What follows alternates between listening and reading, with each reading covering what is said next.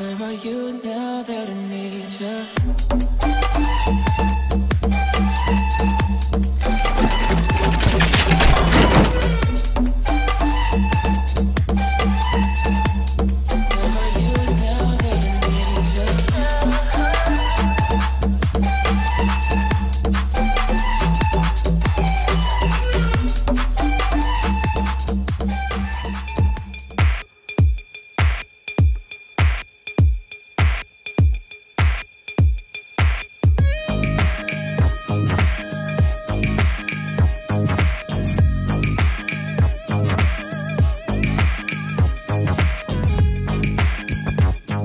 Grosse nouveauté Honda 2015 avec le Forza 125 qui a été conçu en particulier pour la France où il s'attaque au best-seller du segment Sport GT, le Yamaha X-Max.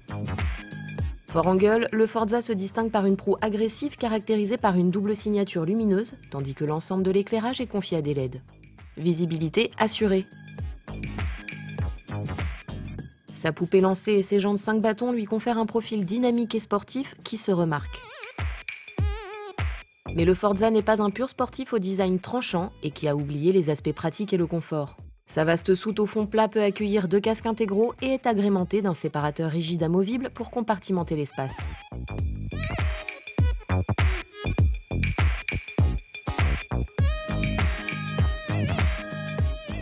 Un profond vide-poche fermé mais sans serrure recèle une prise 12 volts et son pare-brise est réglable manuellement sur 6 positions et 120 mm de débattement. Des déflecteurs de chaque côté du tablier permettent de dévier l'air au niveau des jambes. Le passager dispose de grandes poignées de maintien et des repose-pieds escamotables. De nombreux accessoires sont bien sûr disponibles en option.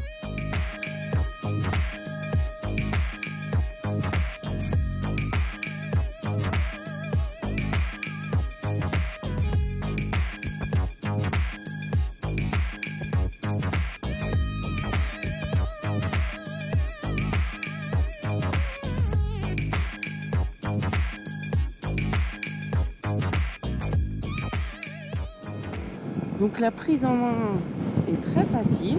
On apprécie l'ergonomie du poste de pilotage avec un guidon assez bas. La selle n'est pas très élevée et un petit peu moins large par exemple que celle du X-Max, ce qui facilite quand même l'accès à bord pour les plus petits.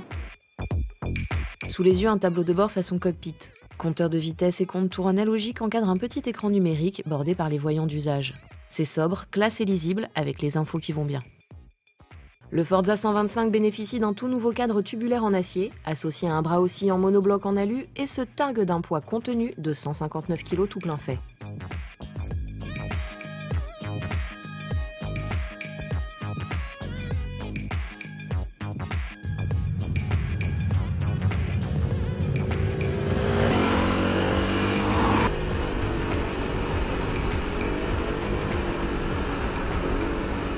Vraiment, le Forza offre une très bonne tenue de route.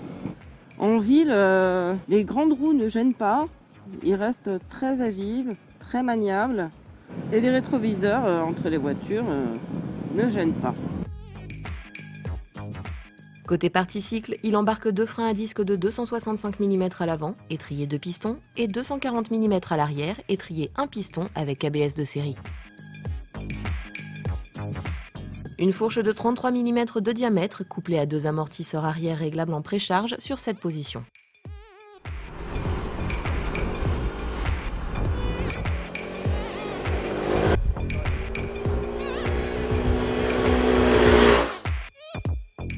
Question freinage, eh bien, le Forza bénéficie de l'ABS de série, un frein arrière assez mordant avec un avant plus progressif.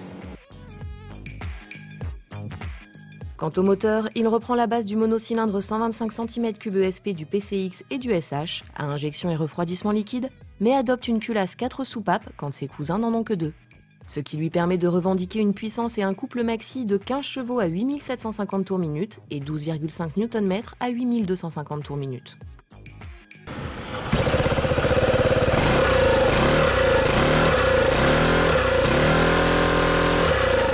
L'idling stop, comme le PCX. Le moteur s'arrête après 3 secondes au feu. Et il suffit de tourner très légèrement la poignée pour le faire redémarrer. Donc premier point pour ce moteur, on est surpris comme sur le PCX du silence de fonctionnement à l'arrêt et même en route, il est discret et c'est très agréable. Deuxième point, la transmission embraye tout de suite dès qu'on tourne la poignée.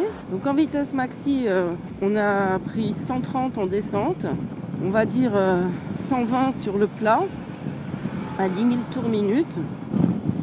En tout cas, à cette vitesse-là, sur voie rapide, le Forza reste impérial.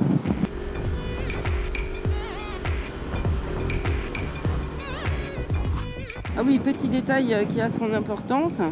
Sur les quelques 100 km que nous avons fait aujourd'hui entre ville, petite route et autoroute, l'indicateur de consommation moyenne indique 2,5 litres.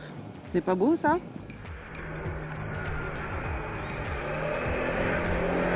Alors ce nouveau Forza deviendra-t-il la nouvelle référence du scooter sport GT ?